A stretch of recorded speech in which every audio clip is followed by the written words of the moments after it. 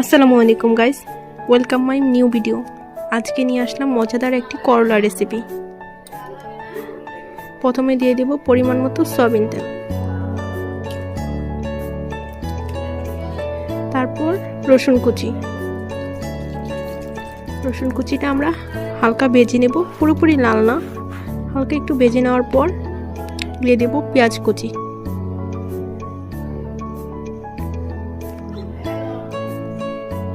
পেঁয়াজ কুচিটা আমার পুরোপুরি লাল হওয়ার পর, মানে পুরোপুরি ভেজে নেওয়ার পর দিয়ে দিব আদা রসুন পেস্ট। আদা রসুন আমার মানে অল্প ছিল, তাই আমি একটু পানি মিক্স করে পুরোটা দিয়ে দিলাম। তারপর দিয়ে দেব একটি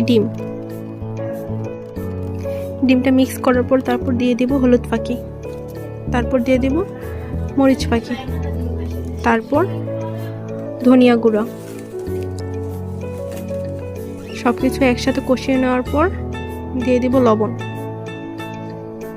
লবণটা আমি পরে দিয়েছি, সবাই একসাথেও দিতে পারে, স্বাদ মতো লবণ। তারপর কষিয়ে নেওয়ার পর দিয়ে দিব করলা, তারপর করলা দিয়ে ভালো মতো কষিয়ে নেব।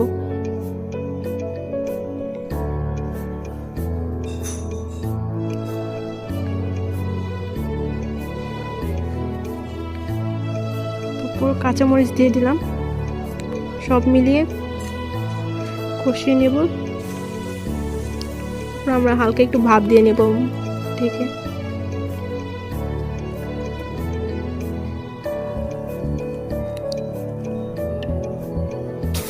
তারপর হালকা ভাপ দেওয়ার পর দিয়ে দেব মসুর ডাল আর আলু কুচি।